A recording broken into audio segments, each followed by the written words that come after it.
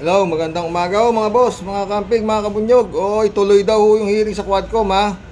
At dadala ho si Pangulong Duterte ha. At makikita natin kung aga ko, di ba mga friend? Maaraw na ho rito, pero wala pa ho kaming ilaw hanggang ngayon. Oo. Ewan ko baka sakaling mamaya, no? Madali lang ho to kasi kaabang-abang no? Alas 10 po, alas 10 ng umaga dito sa Pinas ang magiging hearing ng Quadcom, no? At dadalong araw ho itong bastos na walang yang Pangulo. Duterte pala, hindi na siya Pangulo ngayon, no? Makikita natin kung kaya niyang gawin yung ginawa niya sa Senado na magmura-mura siya ron. Pero kung ako sa Quadcom, imbitahan nyo kaya si Romel Orcudio para pag nagmura si Duterte, pipindutin nyo lang si Romel at biray mo. Di ba?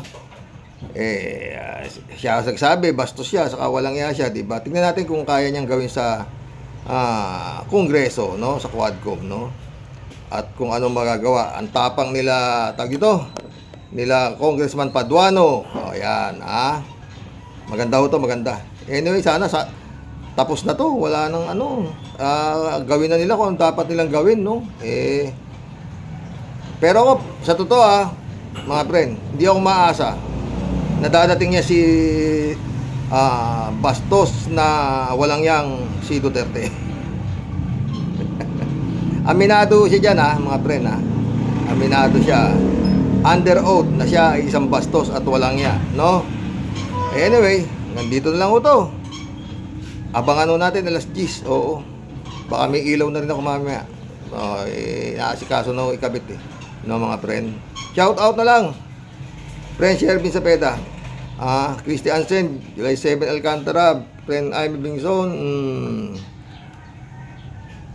Pastor Jun Lagon, Kalatibaya, Michelle Edwin, shout out sa inyo mga friend. Yung iba Amy Bingson. Yan lang yung kaya ako nag-vlog. Maiksi lang to. Baka nakadata pa lang din ako Wala pa yung gagawa ng internet punta ako nga Basta yan, meron tayong abangan. Alas 10, showdown to. Gulo.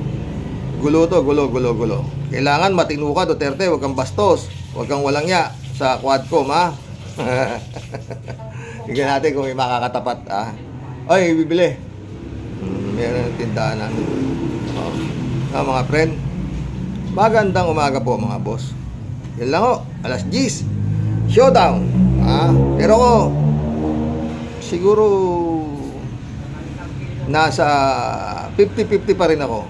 Baka 40-60 pa nga Baka ginagago lang sila dito si Digong Alam niyo naman si Digong, bastos na walang ya. Magandang umaga po mga boss.